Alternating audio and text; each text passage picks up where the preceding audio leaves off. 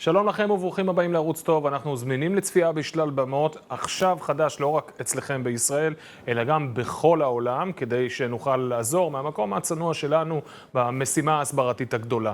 אז כחלק מהמפעל התוכן של ערוץ טוב, אנחנו אומרים שלום לניצב בדימוס פיני יחזקאלי, שלום. ניצב משנה, שלום רב. ניצב משנה בדימוס, כן. בינתיים ניתן כמה מילים לנותן החסות. כשראש השב"כ כותב בוויינט, אני נכשלתי כי לא הצלחתי להשיג הרתעה, זה רק מבהיר לנו כמה הוא לא מבין. אי אפשר להרתיע אדם דתי שהוא חושב שאלוהים רוצה שהוא ישמיד את עם ישראל. אין מה להרתיע פה.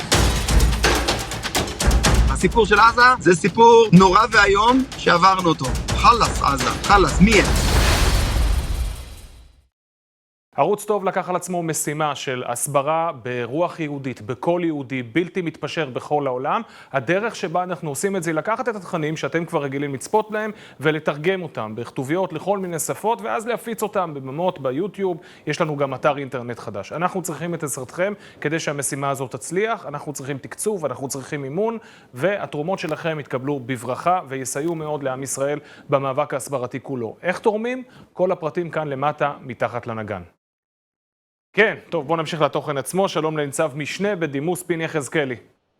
שלום רב. בואו נדבר על שאלת הפקת הלקחים מטבח שמחת תורה. האירוע הבלתי נתפס הזה פקד אזור שלם וחשוב במדינת ישראל. בו בזמן שיש לנו אזורים נוספים, גם ביהודה ושומרון, גם בחלקים אחרים של המדינה, שנמצאים בצפיפות גבוהה מול אוכלוסייה ערבית חמושה. האם הראייה שלך היא שהלקח הוטמע? האם ליישובים הללו יש את האמצעים שנדרשים כדי שהם יוכלו להגן על עצמם? לא הוטמע ולא גרביים, מפני שברור לנו היום התרחיש. התרחיש הוא חמאס הסביר איך עושים את זה, פריצת צער של רכבים, לרשות הפלסטינית יש רכבים משוריינים, נשק אוטומטי, טילי כתף, אתה פורץ פנימה או לתוך היישובים הישראלים ביהודה ושומרון, או 10 דקות נסיעה ואתה במרכז תל אביב, אם אתה רוצה גוש כפר סבא נתניה, והנה לך קנה מידה הרבה יותר משמעותי של בדיוק אותה שיטה בצד המזרחי שלנו. אבל כך שלא נראה לי שהלקח הולמד. כן, אבל בכל זאת יש הבדל מאוד מאוד מהותי, מבלי להמעיט בהיקפים ובאיכות של הנשק שמצוי בידיים של האויב הערבי, גם ביהודה ושומרון, גם בריכוזים ערביים במדינת ישראל, וההבדל הוא השליטה המודיעינית. בעצם, במעשה התיאור ב-2005, מדינת ישראל התפרקה לחלוטין מכל יכולת לדעת באופן אפקטיבי מה שקורה ברצועת עזה, להיערך מראש לאפשרות של מתקפה, גם במישור המבצעי בעומק שטח האויב, גם במישור המודיעיני, והמציאות הזאת היא לא המציאות שקיימת ביהודה ושומרון. אנחנו רואים שכוחותינו פועלים ללא הרף ומחלישים את תשתיות הטרור בערים הערביות שם, אז אולי בכל זאת יש הבדל, ותושבי יהודה ושומרון, או תושבים שקרובים למרחב התפר, יותר מוגנים מתושבי עוטף עזה? אז עוד פעם אנחנו סומכים על התראה. הרי בסך הכל מה הם צריכים? הם צריכים לאסוף את האנשים עם הנשק, וברגע מסוים לתת את המשימות, כמו שעשו את זה בעזה, תחת מעטה עשן, ולשלוח אנשים למשימות שלהם. איזה התראה? למה שתקבל התראה על דברים כאלה? כן. בייחוד כשהיא נחלתם של בודדים, העיתוי הוא נחלתו של בודדים, לאסוף אנשים זה לא התראה. ולתת להם משימה זה לא התראה, ומרגע שהם קיבלו אותה זה 10 דקות שהם ביד. אז כבר למדנו, אם יש לקח שלמדנו, זה שלא סומכים על התראה, אלא סומכים על יכולות, והיכולות במקום הזה עצומות בשביל הרשות הפלסטינית, ובשביל הכנופיות שמסביבה, והיכולות האלה ישמשו אותם, צריך לזכור, באסלאם הודנה עם כופר על אדמת קודש היא עניין למקסימום 10 שנים. 10 השנים חלפו מזמן. הרגע שבו האויב שלך יתהפך עליך הוא רק עניין של זמן. אז נכון, היום לרשות יש מה להרוויח מלהמתין. כי יכול להיות שארצות הברית תכפה על ישראל שנמצאת בנקודת חולשה, כי היא הפכה לגרורה בזירה אחת מתוך זירות שונות של מאבק עולמי, יכולה לכפות עליה כניסה של הרשות לעזה, ואופה, בבת אחת קיבלנו רשות הרבה יותר גדולה, הרבה יותר משמעותית, עם לגיטימציה בינלאומית, ואפשר לעשות את זה אחרי זה. אבל... אתה מצייר תמונה מאוד מלנכולית, מאוד פסימית, על פניו ישראל במלכוד, או שהיא תיכנע לתכתיב האמריקני לאפשר לאויב הנאצי שקורא לעצמו פתח להשתלט על הרצועה, או שישראל תצטרך לוותר על הגיבוי האסטרטגי שארצות הברית נותנת מול, לפחות ברמה העכשווית, מול איראן וחיזבאללה. אין דרך לצאת מזה.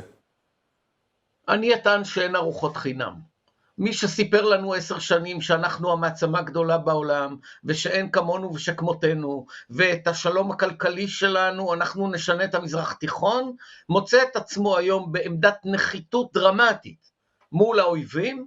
זה מצב נתון, אנחנו לא יכולים להתמודד מול 200-250 אלף טילים, כמות טילים מדויקים שהולכת וגדלה, היכולת שלנו להעביר אותם למאה ה-16 קיימת, את חלקם לפחות. היכולת שלהם לעשות לנו את אותו הדבר היא בדיוק אותו הדבר.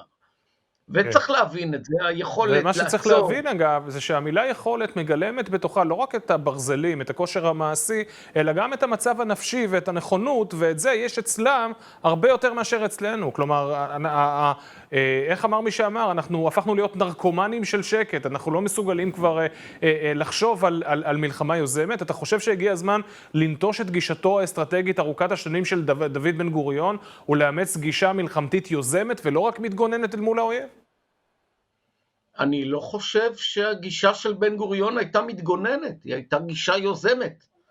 אנחנו נהפכנו למתגוננים מאז האינתיפאדה הראשונה. אבל בן גוריון בפירוש יזם, הוא נמנע מלהגדיר גבולות למדינה, מפני שהוא סבר שצה"ל יוכל להרחיב אותה בבוא העת, ובכל הזדמנות הוא...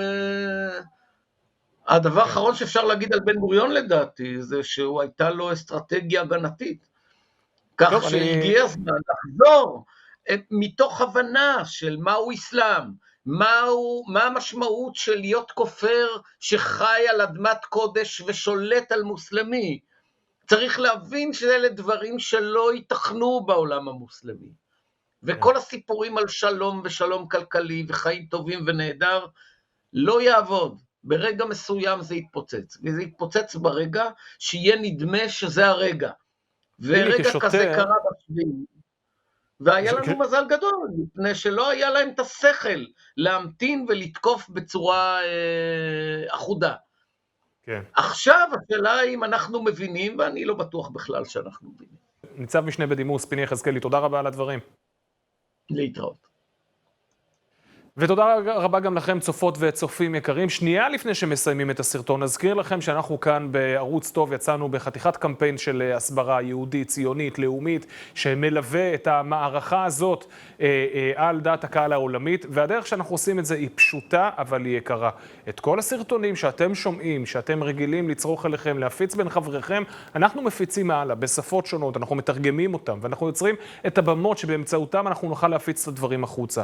כל זה כרוך בהרבה מאוד עבודה ובהרבה מאוד כסף, ואנחנו צריכים את העזרה שלכם כדי שנוכל להצליח במבצע הזה. אז בואו, תהיו שותפים, תתרמו למבצע של ערוץ טוב, למבצע ההסברה הלאומית, ציונית, יהודית שלנו, וכדי לעשות את זה מתחילים בלחיצה על הקישור כאן מתחת לנגן. עד הפעם הבאה, תודה ולהתראות. אנחנו צריכים להוות מגדלור מוסרי לעולם. היום מדינת ישראל נקלעה לסיטואציה שבה מצפים ממך להיות זה שיסביר לעולם כיצד נלחמים ברוע. כי זה לא סתם רוע, זה רוע שונה מכל הרועים שראינו עד עכשיו. עד עכשיו רוע היה או ברברי או מאורגן, אבל גם ברברי וגם מאורגן כאחד זה דבר שמאז הנאצים לא ראינו.